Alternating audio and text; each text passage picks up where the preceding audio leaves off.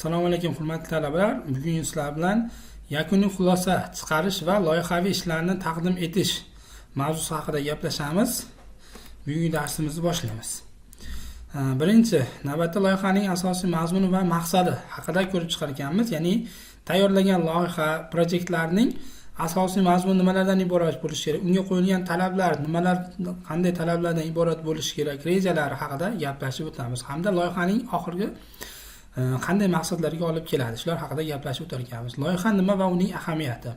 Loyihaga ta'rif beramiz. Loyiha ma'lum maqsadga erishish uchun rejalashtirilgan vaqtinchalik faoliyat bo'lib, u aniq boshlanish va tugash muddatiga ega bo'lishligi shart. Har bir loyiha noyob xususiyatlarga ega va takrorlanmas natijalarni yaratadi.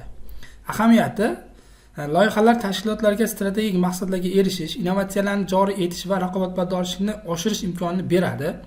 Ular biznes jarayonlarini optimallashtirish va o'zgarishlarni boshqarish vositasi hisoblanadi. Xo'p, loyihaning boshqarishning asosiy bosqichlari: birinchi navbatda rejalashtirish, ikkinchisi amalga oshirish, uchinchisi nazorat va monitoring o'tkazish hamda to'rtinchisi yakuniy baholashlardan iborat bo'ladi. Rejalashtirishda nimalar bo'ladi? Loyihaning maqsadlari, resurslar va muddatlarni aniqlash, risklar, tahlil va strategiyani ishlab chiqish. Ikkinchisi amalga oshirish, rejalashtirilgan faoliyatlarni bajarish, jamoani muvofiqlashtirish va vazifalarni taqsimlashdan iborat bo'ladi. Nazorat va monitoring, loyiha jarayonini kuzatish, muammolarni aniqlash va tuzatish choralarini ko'rishdan iborat bo'lar ekan.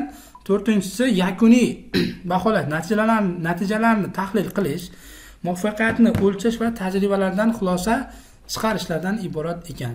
Loyihani boshqarish jarayoni: birinchisi amalga oshirish, nazorat o'tkazish, rejalashtirish, baholashlardan iborat bo'ladi. Loyihaviy ishlarni taqdim etishning muhimligi: taqdimotning maqsadi va auditoriyaga ta'sir o'tkazish, aniq yetkazish, loyihaning natijalarini tushunarli va mantiqiy tarzda taqdim etish orqali auditoriya bilan samarali muloqotni o'rnatish, ishonch yaratish, ya'ni professional taqdimot orqali manfaatdor tomonlarni loyiha qiymatiga ishontirish va ularning qo'llab-quvvatlashini ta'minlash, ta'sir ko'rsatish, loyihaning ahamiyatini ko'rsatish va kelajakda investitsiyalar yoki kengaytirish uchun zamin yaratishdan iborat bo'lar ekan. Samarali taqdimot uchun asosiy elementlar nimalardan bo'ladi? Tuzilma va reja, mantiqiy ketma-ketlik, aniq bo'limlar, vaqtni boshqarish, vizual materiallar, grafiklar va diagrammalar, rasmlar va videolar, hamda oxirgisi infografikalar.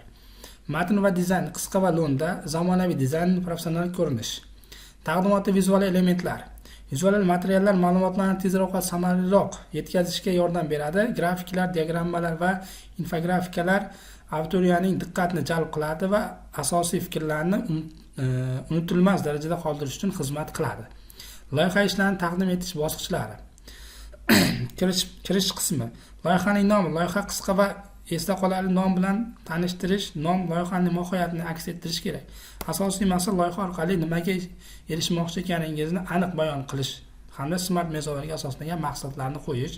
Dolzarb, loyihaning ahamiyati va hal qilinadigan muammoning zaruratini ko'rsatish, raqamlar va faktlar bilan tasdiqlash. Asosiy qism metodologika, bajarilgan ishlar, tahlil va natijalar, muammolar va yechimlarni ko'rish mumkin. Asosiy xulosa: loyihaning eng muhim natijalari va yutuqlarini umumlashtirish, kelajak istiqbollari, loyihaning davomiy yoki kengaytirish imkoniyatlarini ko'rsatish. Taqdimot strukturasi: birinchisi kirish, muammo, yechim, natijalar hamda xulosalardan iborat bo'lishi kerak. Loyihaviy ishlar misolida taqdimot yaratish, geoinformatika loyihasi. Maqsad: hududiy ma'lumotlarni yig'ish, tahlil qilish va vizualizatsiya qilish orqali samarali qarorlar qabul qilishni ta'minlash. Interaktiv GIS xarita yaratiladi, real vaqt rejimida ma'lumotlarni kuzatish va tahlil qilish imkoniyatini ta'minlaydi. Texnologiyalar: GIS dasturiy ta'minot, GPS navigatsiya tizimlari, zamonaviy dronlar va sun'iy yo'ldoshlar tasvirlarini olish.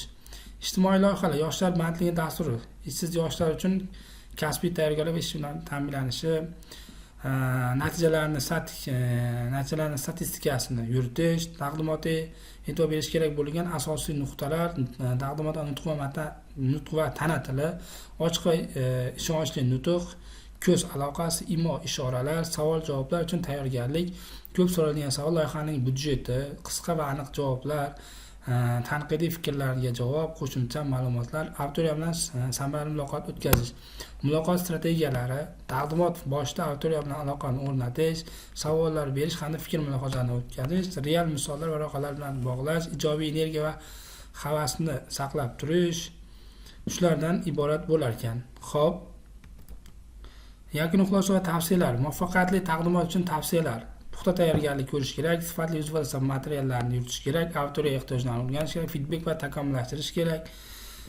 Xo'p, endi mazmuni boshiga qaytadigan bo'lsak, mavzuyimizni ko'ramiz. Yakuniy xulosa va loyihaviy ishlarni taqdim etish. Xo'p, biz asosan sizlar bilan real vaqt tizimlari bilan ishlashni ko'rib chiqdik butun darslarimiz davomida. Endi bundan aytishimiz mumkin, yakuniy xulosalar va loyihaviy ishlarni taqdim etish mavzusida to'xtaladigan bo'lsak, bunda biz tayyorlagan o'sha real vaqt rejimida ishlaydigan dasturlarimizni, masalan, darslarimiz davomida ko'rdik, mashinani GPS navigatsiya tizimlarida ishlash, undan tashqari ABS tizimlari bilan ishlash, masalan, airbag degan misol keltirsak bo'ladi, yoki motorlarda ishlash holatlarini doimiy ravishda kuzatib borishligi, ya'ni bu ham real vaqt rejimiga misol bo'ladi. Undan keyin ko'p to'xtalib o'tdik, tibbiy sohaga ham to'xtalib o'tdik. Bu tibbiyot sohasida ham real vaqt rejimida ishlaydigan darslarimiz bir qanchalari bor. O'sha qon bosimlarini o'lchash, qonning o'sha gemoglobin darajasini ko'rib turish, bular hammasi real vaqt rejimida ishlaydigan dasturiy ta'minotlar hisoblanadi. Xo'p, bularga to'xtaladigan bo'lsak, endi har bitta yakuniy xulosaga kelishimizda loyihalarda endi biz yaratgan loyihalarimizni eng asosiy mazmuni va maqsadi nimalardan iborat bo'ladi? Xo'p, biz qo'ydik ABS tizimi. Loyihaning asosiy mazmuni nima? ABS tizimini ishlashning mazmuni mana shu mashinani o'z vaqtida to'xtatib qolishdan iborat ekan. Ya'ni real vaqt rejimida ishga tushirib ishladi. Maqsadi o'sha mashinaning ichidagi insonlarni yoki mashinani shikastlanishdan saqlab qolish asosiy maqsadi. Mana shunday qo'yib olish kerak loyihalarni. Biz mana shu narsani qilyapmizmi? Eng asosiy maqsadimizni, mazmunimizni qo'yib olishimiz kerak. Shular bilan maqsadi, mazmunlari saqlanib qoladi. Loyihalarning eng katta ahamiyatliligi nimalardan iborat bo'lishi? Ahamiyati shu qay darajada bizga bu qilayotgan tizimlarimiz bizga qanchalik foyda keltiradi, qanchalik ahamiyatli, ya'ni hozirgi kundagi insonlarga qanday manfaat uyg'otadi, qanday ahamiyatga ega bo'ladi. Ya'ni bularni to'g'ri qabul qila oladimi yoki qila olmaydi? Mana shu narsalarda loyihaning ahamiyatini ta'riflab o'tsak bo'ladi. Loyihani boshqarish bosqichlari, ishlab chiqish bosqichi bor, ularni testdan o'tkazirish bosqichlari bor. Bundan oldingi mavzuda ko'rdik. Test rejalashtirish, testlarni o'tkazirish, talab va ehtiyojlarni o'rganish, mana shularni ko'rib chiqdik. Asosan biz mana shu mavzuyimizda qo'yayotgan har bir qanday loyihamiz to'g'ri amalga oshirishimiz kerak ekan, qo'yayotgan loyihalarimizni o'tkazishimiz, mana shu to'g'ri taqdimotlarni o'tkazishimiz, maqsadini to'g'ri qo'yib olishimizdan iborat ekan. Shu bilan bugungi mavzumizni shu joyda yakunlaymiz.